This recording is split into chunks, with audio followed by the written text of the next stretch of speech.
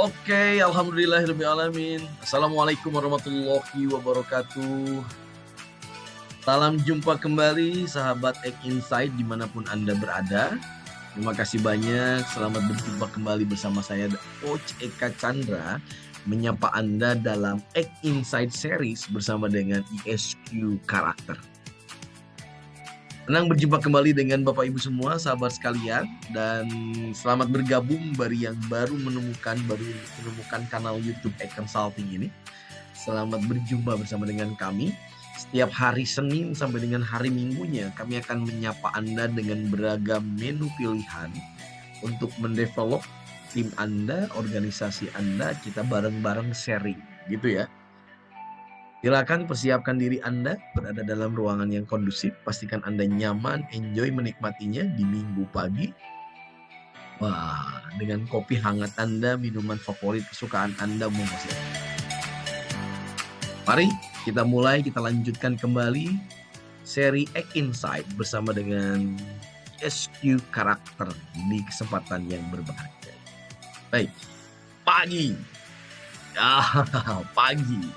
Semangat pagi. Pagi. Alhamdulillahirrahmanirrahim. Baik, Bapak Ibu sahabat Egg Consulting semuanya. Dalam seri Minggu pagi, saya Coach Eka Chandra akan menyapa Anda untuk mengingatkan kembali tentang bagaimana kita membangun karakter, bagaimana kita membangun culture. Silakan Anda lihat cuplikan video tayangan yang sudah kami hadirkan untuk Anda beberapa waktu yang lalu di setiap minggunya. Silakan dicek kembali supaya relate dengan apa yang akan saya sampaikan di sesi kali ini. Monggo silakan feel free walaupun Anda tidak live langsung, Anda menyaksikannya dalam rekaman yang ada di kanal YouTube Egg Consulting. Semoga ini bisa bermanfaat. Dan pilihan yang tadi saya sampaikan, monggo silahkan Anda seruput semua ilmunya. Semoga itu bisa memberikan dampak yang powerful untuk organisasi, untuk korporasi. Terima kasih. Saya mengingatkan kembali apa yang sudah kami kupas, apa yang sudah saya kupas di pekan yang lalu. Kita berbicara tentang why culture, why karakter. Mengapa penting tentang culture? Mengapa penting yang namanya karakter? Bahwa kita menyadari bersama, hari ini kita berada di sebuah era yang penuh dengan tantangan. Sepakat ya? Bahwa bisnis kali ini tidak seperti bisnis yang dulu lagi, tidak biasa-biasa saja. Tantangannya luar biasa. Kalau mau kita bedah, ternyata tantangannya boleh jadi dari bisnis itu sendiri dengan faktor eksternal, namun juga berbicara organisasi kita. Ternyata tantangannya pun ada di dalam internal organisasi kita. Maka berbicara culture, kita berbicara tentang bagaimana kita menyiapkan semua SDM yang kita miliki untuk bersiap menghadapi badai yang sedang. Tantangan bisnisnya kita tidak tahu sampai kapan, tapi bagaimana kita mampu menyambutnya, mampu menghadapinya, itu yang paling penting. Jangan sampai justru di internal kita, karena tidak terbangun culture-nya, sehingga kemudian tidak muncul karakter yang diharapkannya, justru tim kita yang boleh jadi hari ini dominan milenial dan bahkan zilenial yang sudah masuk, betul begitu? Mereka menjadi tim yang tidak mendukung, yang tidak mensupport, mereka mudah dalam keadaan kondisi yang berada pada mental illness. Oh, it's dangerous. Maka mereka harus berada pada sebuah kondisi di mana senantiasa ready, senantiasa siap menghadapi tantangan bersama-sama dengan Anda sebagai pimpinannya, bersama-sama dengan seluruh anggota timnya kita kolaborasi. Oke, penting kita memahami bahwa ternyata karakter itu muncul dikarenakan ada dorongan dari dalam diri yang menjadi pondasinya. Masih ingat? Yes, sekilas saya tunjukkan kembali kepada Anda. Izin saya coba sharingkan untuk Bapak Ibu sahabat consulting semuanya. Bahwa karakter terbentuk dari values dan belief system yang dipegang teguh, yang diyakini oleh seseorang. Ketika orang tersebut dia meyakini tentang nilai-nilai yang luhur yang dipegang teguh oleh organisasi, maka dampaknya dia akan memunculkan energi terbaik.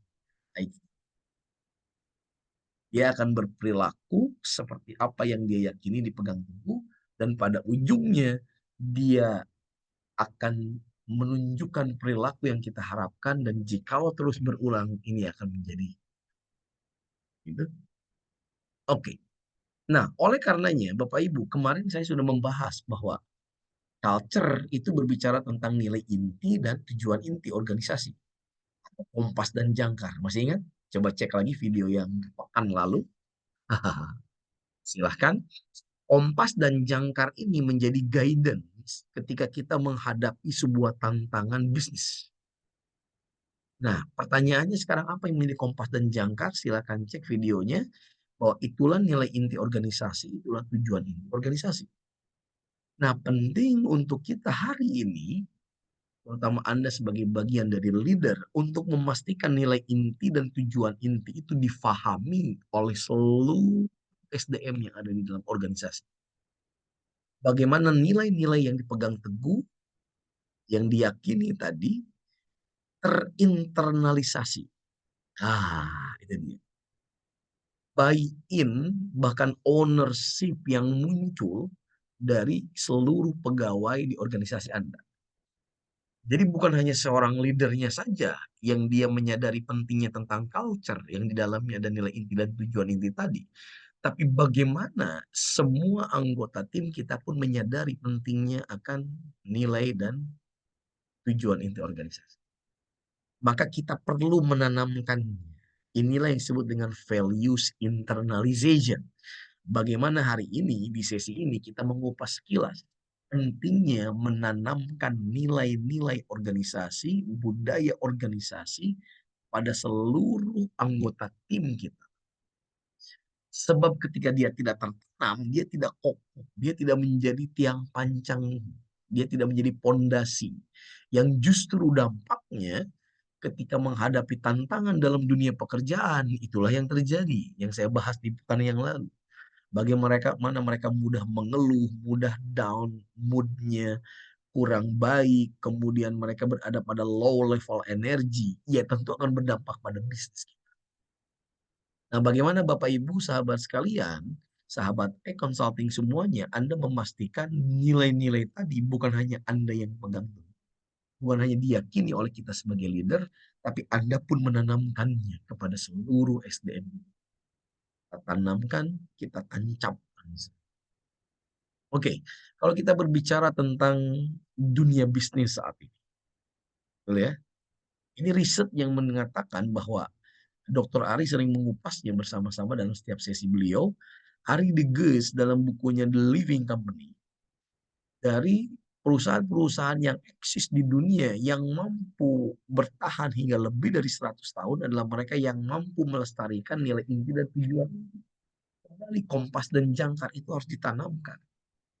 Pun juga demikian, Jim Collins dalam bukunya Good to Great, yes, perusahaan-perusahaan yang mampu eksis bertahan itu jangka waktu yang lama, lebih dari 100 tahun, bahkan masuk ke dalam Fortune 500. Wow, adalah perusahaan-perusahaan yang mampu melestarikan nilai inti dan tujuan ini. Nah, inilah yang menjadi landasan, inilah yang menjadi alasan mengapa kita harus menanamkan values, kita harus menanamkan culture, kita harus menanamkan nilai inti dan tujuan inti. Mengapa? Karena akan membuat organisasi kita mampu bertahan menghadapi tantangan, ya istilah kita VUCA atau tuna era, bahkan saat ini AI masuk gitu, maka nilai inti dan tujuan inti ini harus segera ditanamkan. Kalau kita berbicara kira-kira negara mana, kalau menyebut nama negara itu, maka terbayang kualitas orang-orang yang ada di dalamnya dengan nilai-nilai yang dipegang teguh dan diyakini. Negara mana itu? Silahkan sebutkan beragam negara. Melintas pikiran Anda kualitasnya seperti apa? Banyak pilihan. Oke, boleh saya hadirkan satu negara, yaitu Jepang. Ada yang sepakat bahwa Jepang negara dengan tingkat kejujuran yang tinggi, tanggung jawab disiplin yang tinggi. Sepakat begitu? Kita ambil yang baiknya, kita buang yang buruknya. Boleh begitu ya? Ini menarik, karena Dr. Ari langsung mempelajari budaya Jepang. Budaya yang sudah tertanam bertahun-tahun, ratusan tahun menghujam, kemudian menjadi jiwa masyarakat Jepang. Yang hal ini dilestarikan hingga saat ini, itu yang luar biasa. Oke, apa yang saya sampaikan kepada Bapak Ibu sahabat e-consulting semua? Yes, bahwa sesungguhnya bangsa Jepang dahulu dikuasai oleh sebuah kaum yang kita yakini bersama, yang sering muncul di TV-TV, kaum apa namanya? Sering bawa pedang, kaum samurai, itu dia, betul begitu ya? Yes, kaum samurai, di mana ciri-cirinya mereka rambutnya panjang dengan baju perangnya, dengan pedang katananya. Betul? Apa yang saya sampaikan bahwa kaum samurai ketika mereka melanggar kejujuran, melanggar kehormatan, melanggar harga diri, apa yang dilakukan? Ah, mereka melakukan yang disebut dengan harakiri. Yes, itu dia. Tentu kita tidak sepakat dengan budaya yang satu ini. Boleh begitu ya? Kita buang yang buruknya, kita ambil yang baik. Kita ambil pelajaran penting dari filosofi kaum samurai bangsa Jepang. Apa yang ingin saya tunjukkan kepada Bapak Ibu sahabat e-consulting semua? Mari kita lihat, ketika seorang samurai sejati, dia melanggar kejujuran, melanggar kehormatan, melanggar harga diri, tanggung jawab, berarti dia melanggar nilai, yes or no? Tulis di kolom chat. Anggukkan kepalanya jika iya. Itu dia. Dia melanggar nilai-nilai inti, dia melanggar tujuan inti budaya kaum samurai. Ketika mereka melanggar nilai-nilai itu, mereka melakukan harakiri. Di sini kita bisa melihat bahwa ternyata core values diletakkan, nilai inti budaya organisasi diletakkan posisinya lebih tinggi dibandingkan nyawa mereka sendiri. Yes, sekali lagi kita tidak sepakat dengan budaya yang mereka miliki itu. Tapi sekali lagi saya ingin tunjukkan kepada Bapak Ibu, sahabat e-consulting semuanya, bahwa ternyata ketika memposisikan core values bahkan di atas nyawa mereka sendiri, itu yang terjadi hari ini. Bagaimana mereka kemudian memegang teguh yang namanya core values, memegang teguh yang namanya core purpose, memegang teguh yang namanya culture, sehingga menjadi karakter mereka. Ini yang dahsyat, ini yang luar biasa. Yes. Dan tahukah Anda, budaya yang luar biasa itu kemudian disebarkan oleh mereka, dibawa ke zaman now, nah itu dia, dimasukkan ke dalam industri mereka, diadopsi ke dalam dunia pemerintahan mereka, sehingga kemudian apa yang menjadi harakiri zaman now oleh bangsa Jepang, ini yang menarik yang harus Anda pahami. Bahwa ternyata harakiri zaman now masih ada, tapi seperti apa? Ketika ini contoh real yang terjadi, ketika seorang perdana menteri mereka mengakui tidak mampu menepati janji kampanye, maka dia mundur, harakiri. Apa yang bisa teman-teman, apa yang bisa sahabat e-consulting semua simpulkan?